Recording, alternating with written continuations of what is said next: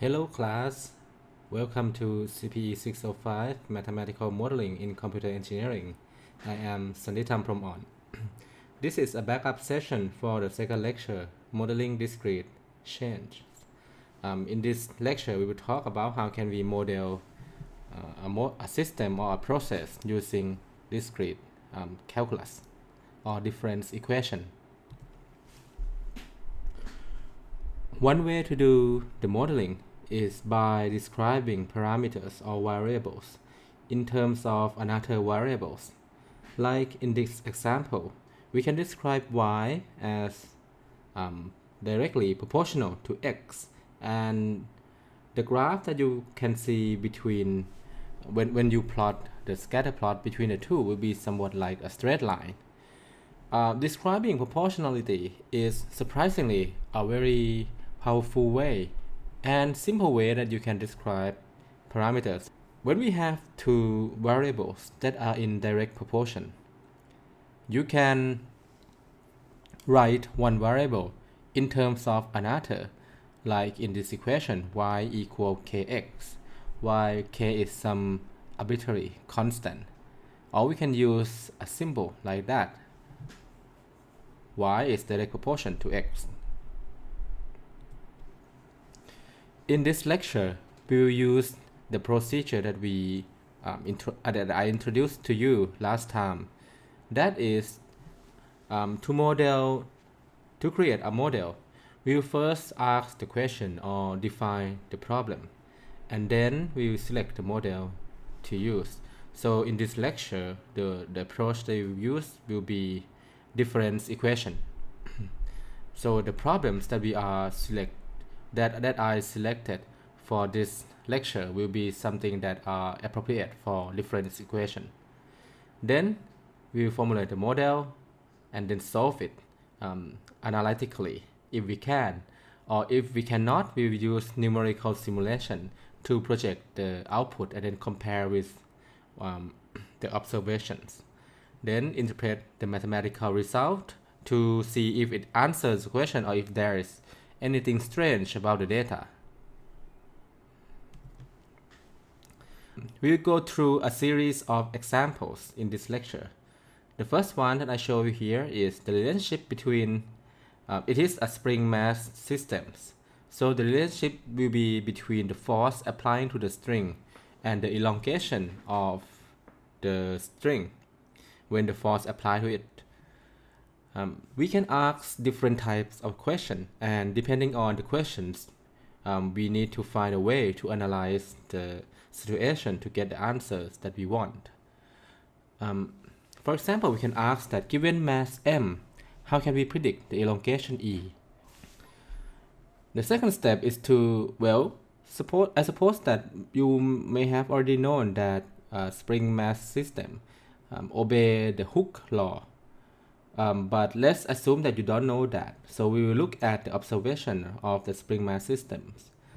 So for example, if you pull the spring by hanging it with a mass, you may observe the elongation as follows. You can see that the more weight you put in, the higher the elongation will get. So if you plot the two variables together, so actually the first way to do observation is to do something like scatter plot or to perform visualization. Doing scatter plot is to plot one parameters or variables against another. So you can actually select different type of variables to plot. In this lecture, since we have two variables of interest, we can plot the elongation with mass and see the patterns between them. You may have seen that you can see that each plot here correspond to one line in this table. So we can look at the distribution of the data by plotting it in terms of scatter plot. Here we can see that it forms a straight line, which suggests you that these two variables should be in proportion. They should be proportional to one another.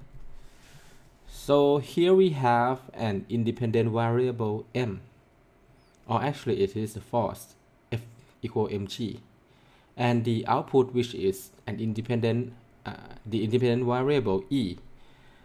Then we can have proposed a hypothesis that e is direct proportional to m. Then we can write an equation e equal km. This is a general hypothesis. If we substitute the values of parameters with a specific data point, then we can have E1 and M1 substituting into E and M respectively. Then we can have something like E1 equal KM1. And M1 may associate with other points in a sense that E1 equal K and M plus delta M. Delta M is the change comparing to the previous point. And since we know that M and K are in association, so if we distribute K into this parenthesis, what we will have is Km, which is the original E, equal K delta M. And this K delta M is actually delta E, the change in the elongation, where it is equal K delta M.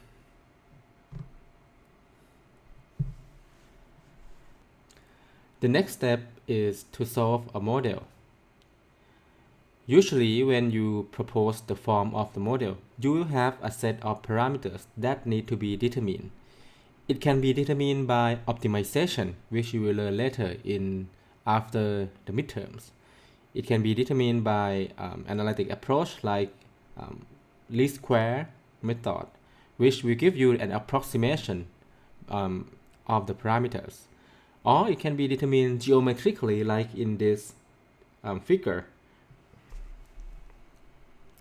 And then this can be an approximate of the value of K that we need to have. Please note that I made a mistake here, not to include the origin into the calculation of K.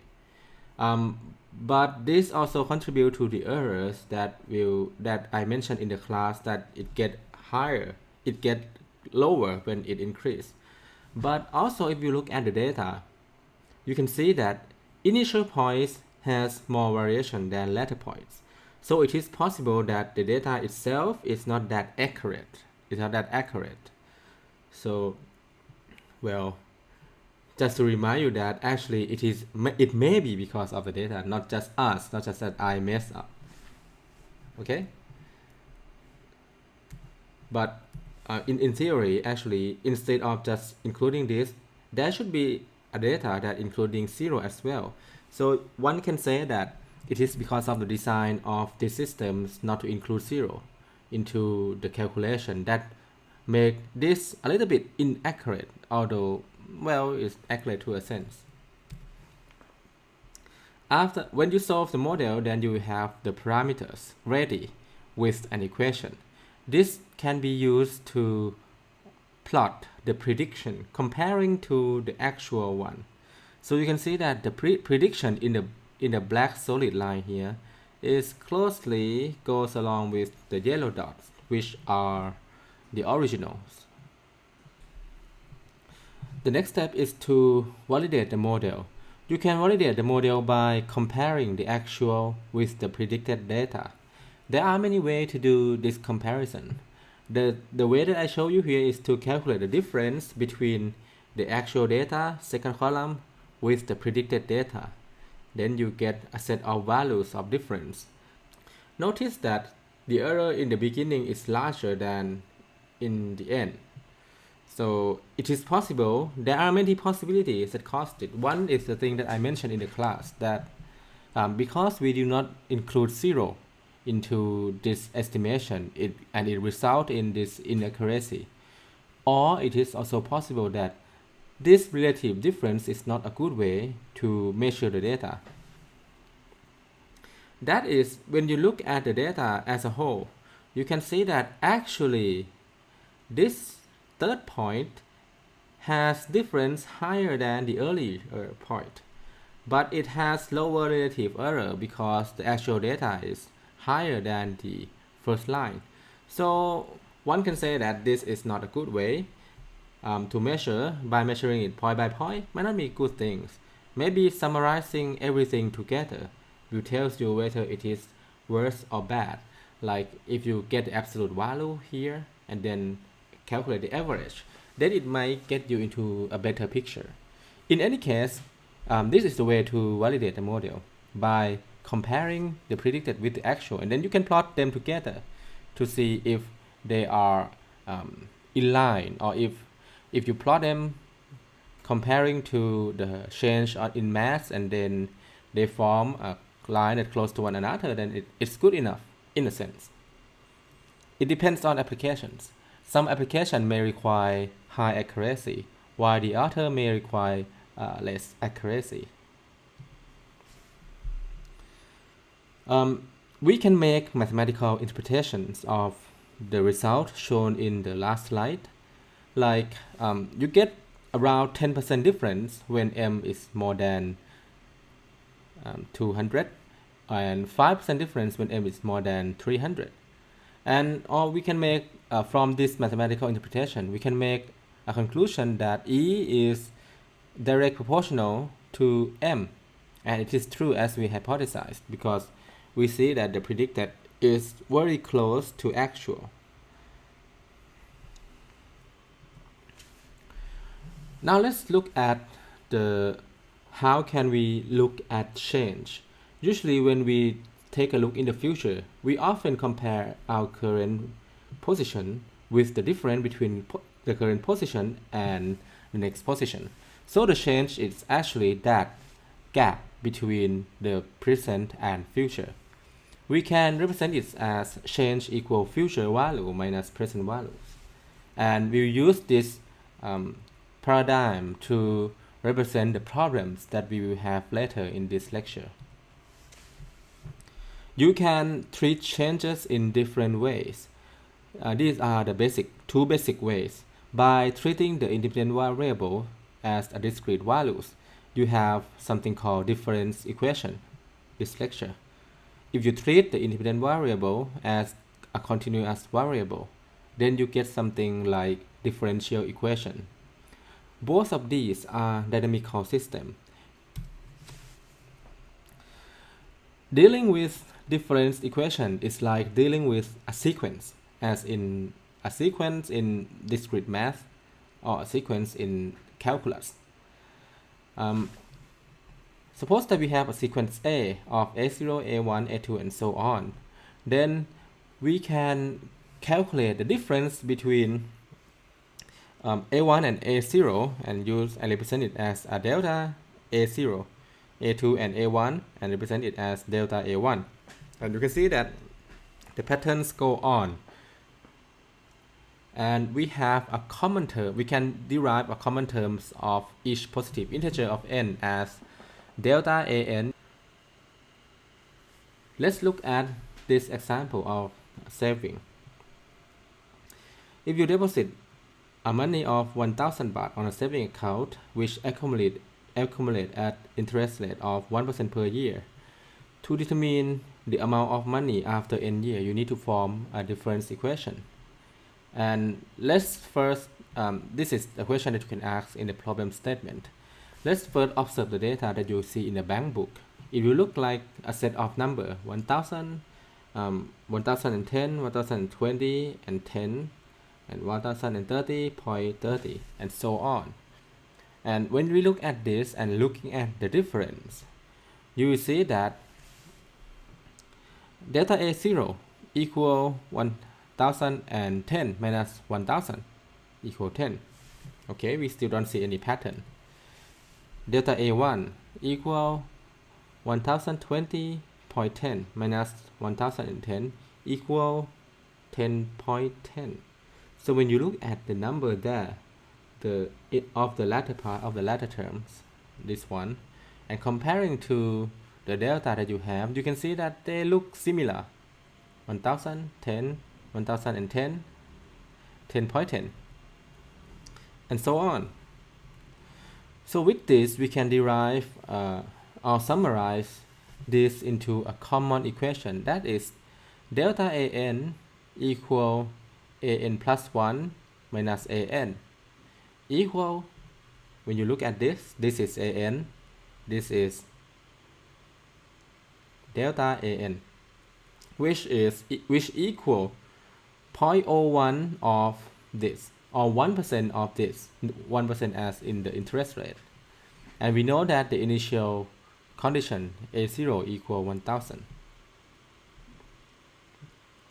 This is what is called a dynamical system, that it describes the dynamic in the system sense.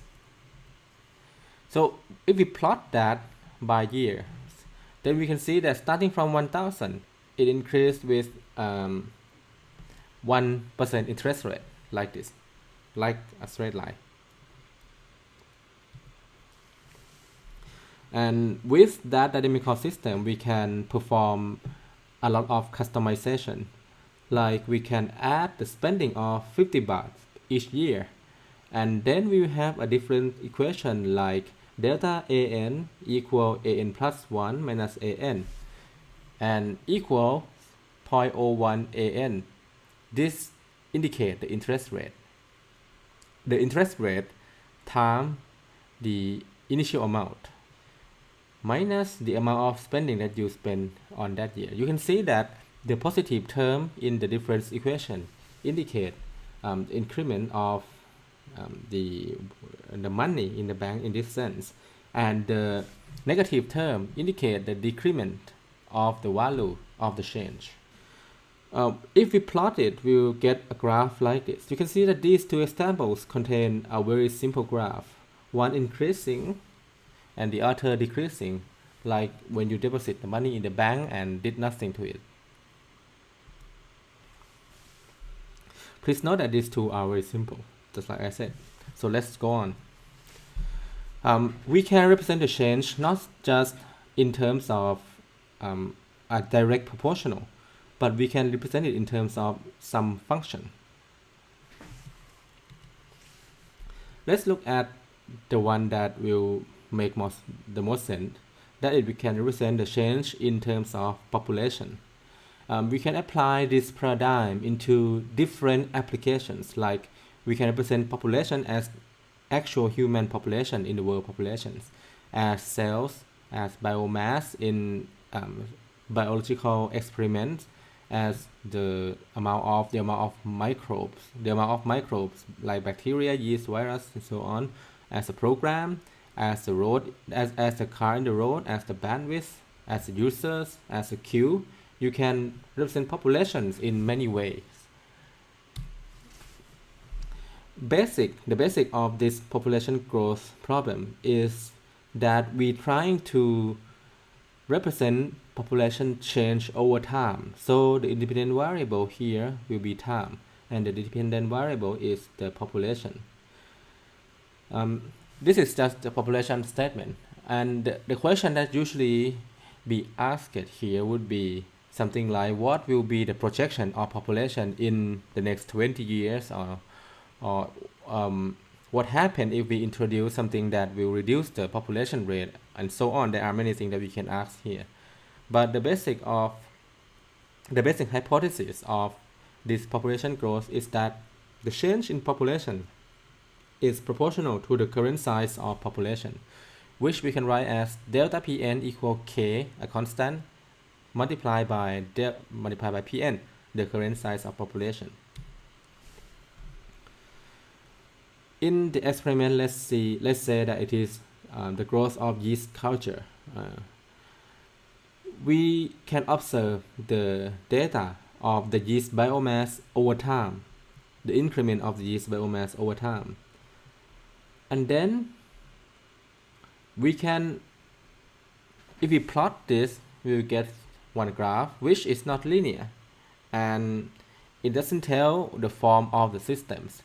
And since we know that we can represent this in terms of difference equation, it will be intuitive to see the relationship between the actual population and the change in population.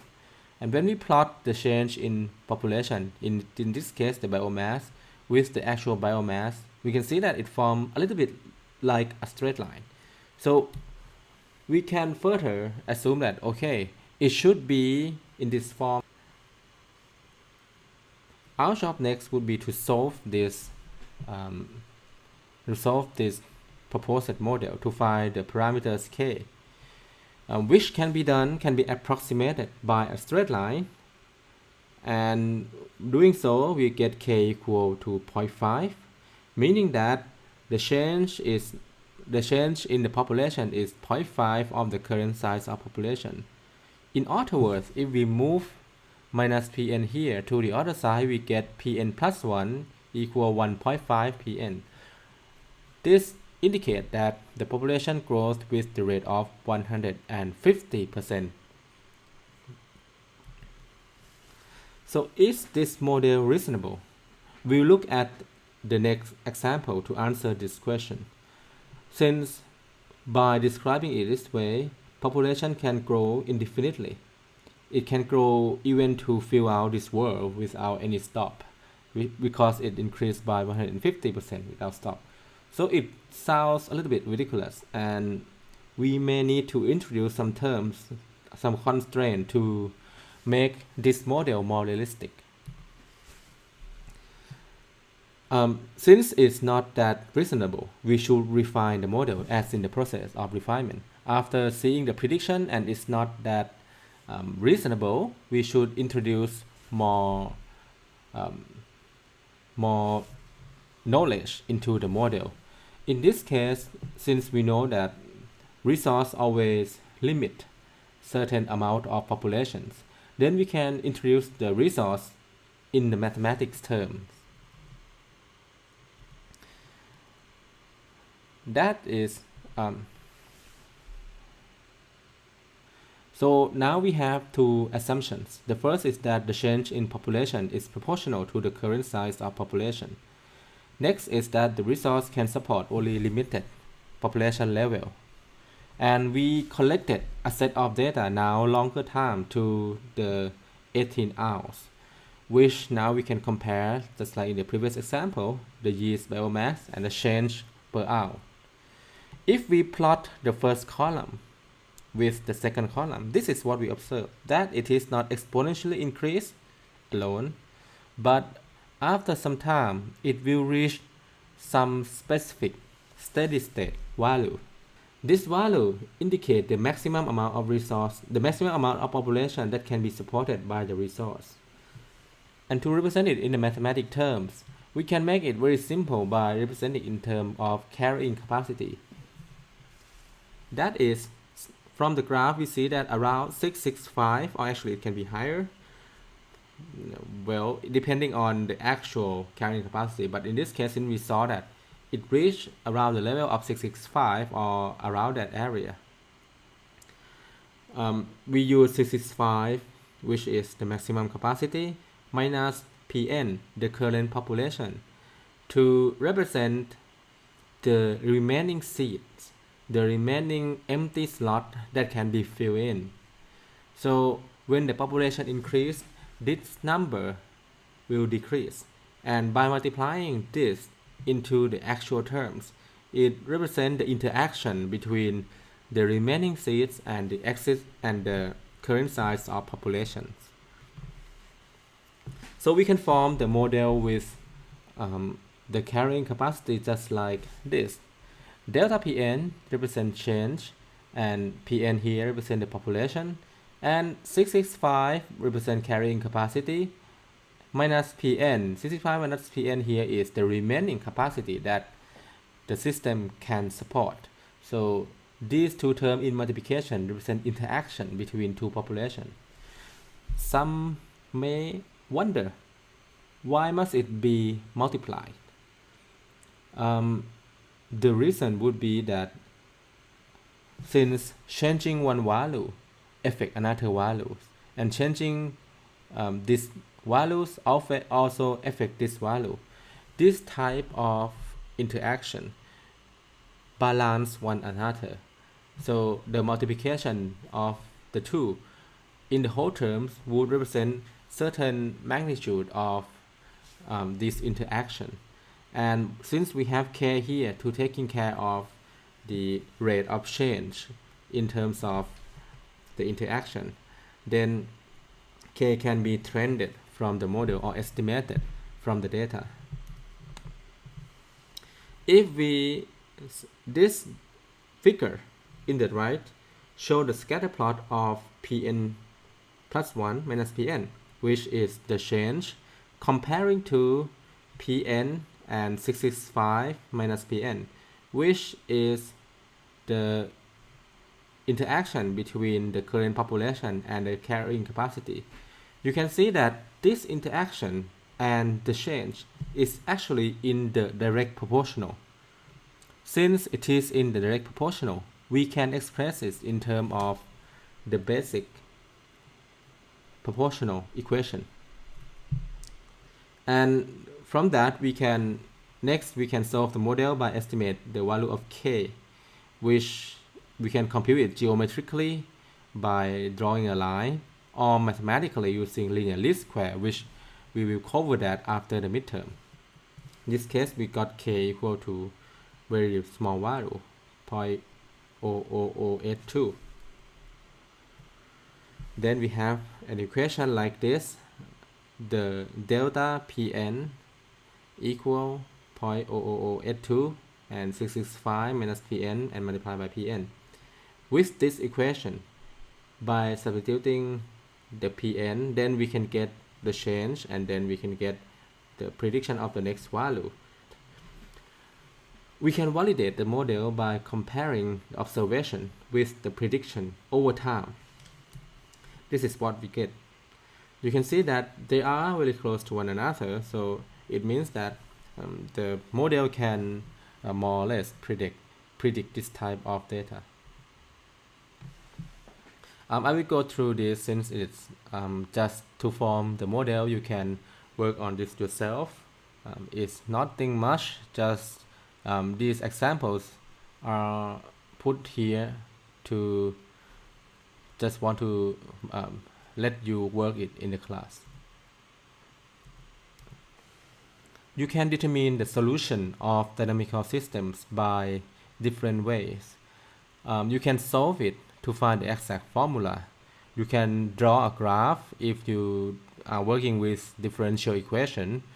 But since we work with different equation, we can use computer to perform numerical projection of the outcome. You can find the solution of dynamical systems by solving difference equation. There are actually many ways to do that. The way that we will use in this lecture is to use a method of conjecture. It's actually like guessing, but making an educated guess. So by first observing the patterns or data, then you conjecture a form of solution to the dynamical system, and then test if it is true. If it satisfies all the criteria, then accept it. If not, then you need to make another conjecture, and repeat the process until you get it right or get it close enough. Although it is not actually the conjecture here, because we know the basic concept, the underlying mechanism of all these systems, but we're still trying to kind of follow the steps to get you familiar with the process. This example is about saving. Let's look at this example.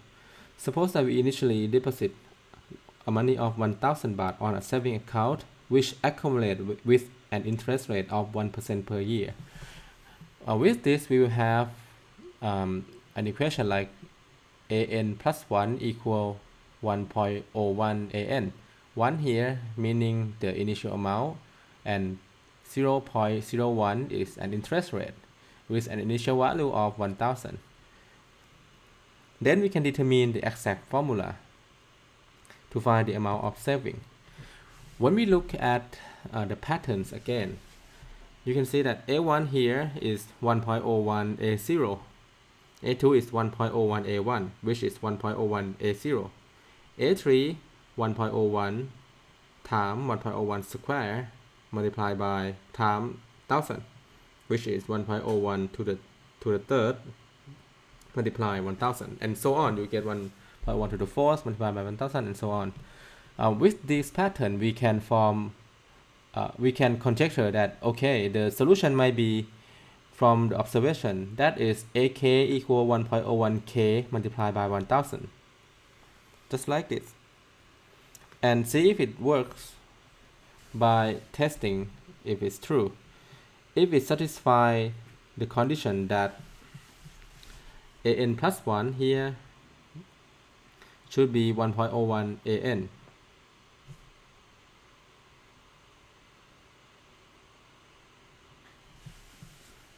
then we can test the conjecture to see if it's true by substituting the value 1.01 to the k and 1000 to the different equation here, the relationship here. So this a n plus 1, you have 1.01 to the n plus 1 multiplied by 1000 equal 1.01 and 1.01 to the n. This is an multiplied by 1000. So when comparing both sides, they are equal. Then it means that this conjecture is reasonable enough, which means that the solution of this dynamical system AK is AK equal 1.01 to the k A0. This led us to the solution of the linear dynamical system. A1 an plus 1 equal R an when R is non-zero. The closed form of the solution of this system is AK equal R to the k A0, where A0 is a given initial value. Now, next we will look at different behavior of this system. The long-term behavior of this system when R equals some constant like 0. If R is 0, you can see that 0 multiply anything, you get 0. So an plus 1 will always be 0 in that case. If R, the multiplier, is 1, then you get an plus 1 equal an, constant values. Now what happens if R is more than 1? If R is more than 1, you get in a situation like the money that always increase. That the example that I showed, that I described it earlier.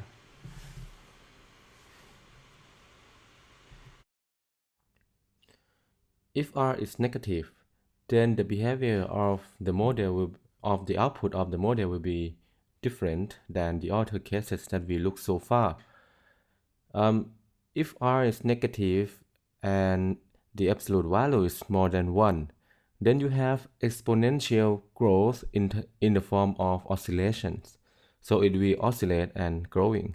If R is less than 0, but between 0 and -1, then you get negatively but reduced to 0. We can summarize the behavior of this basic dynamical system by looking at the R value. If R equals 0, you get constant solution. If R equals 1, then all initial values are constant solutions. You get a straight line, static lines. If R less than 0, this is different. You get oscillation. If R and absolute R is less than 1, meaning that you get a decay. But if it is more than 1, you get a growing without bound. These two cases are a separate case from oscillation. Let's say that if R is less than 0, like -2, -2 is less than 0, and -2 is also absolute -2 is also more than 1. So it grows without bound, but also in an oscillation manner. These 8 figures summarize the whole thing. That is, if R more than 1, you get exponentially growth, something like this. If r between 0 and 1, you get exponentially decay. If r less than -1, you get an oscillation but growing without bound. Less than 0 but more than -1, you get oscillation but reaching some values. If we look at those lines that form a final values or form the values that the graph deviate from, we get something called equilibrium. For example, this one, it is exponentially increased going away from 0. This one, it is exponentially decreasing to 0. This graph is swinging out with respect to 0 line. This one, it is swinging into the value of 0. So here you can see that the 0 straight line here plays a very important role. It is an equilibrium value, a value that the numerical system is stationary if you approach its values. If you start from that value, it will stay stationary. If you start from somewhere else, depending on the type of equilibrium, then there can be many behaviors, different type of behaviors. Before talking about equilibrium in details, let's look at what will happen to the equilibrium values if we add a term b, which, if you think back to saving example, b here can represent the amount of money that you spend each month, the amount of money that you paid into an account each month, and different things like a constant introduction on every terms. We look at 3 examples to gain a little bit more understanding on this behavior. The first one is about the prescription of the drug. This drug is called digoxin. This drug is used to treat heart disease. The objective of this problem is to consider the decay of digoxin in the bloodstream to keep the concentration between acceptable levels.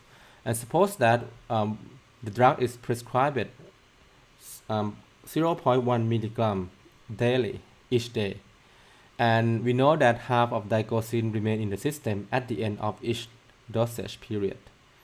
With this information, we can form this simple equation: An plus 1, the amount of digoxin on the next day, will equal the remaining amount of digoxin, 0.5 An plus 0.1. Now then, let's consider 3 starting conditions. That is, A0 is around 0.1, A0 is equal 0.2, A0 equal 0.3. This, you can think of this like taking 1 tablet of the drug, 2 tablets and 3 tablets, which can represent taking too little, just about right, and too much. What will happen?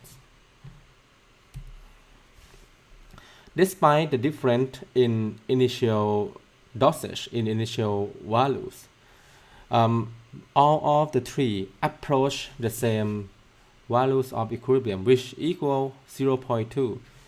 If you start from 0.1, it increases to 0.2. If start from 0.3, it decreases to 0.2. If it start from 0.2, then you get straight line. Then 0.2 is what is called a stable equilibrium. The reason is that no matter on what point you start from, it will always reach this point. It attracts all the solution into this point. This next example will draw a contrast comparing to the last one. Annuity is something that you plan for the retirement. It is a basic saving account that pay interest on the amount that you have in the account, and then you can deposit with a fixed amount of money. Now let's consider if you have 1% monthly interest rate and it comes with the withdrawal of 1,000 baht. With that, we can form a different equation, a dynamical system of like this. That is, it is delta an equal 0.01 an. This is an interest term minus 1000, a withdrawal term.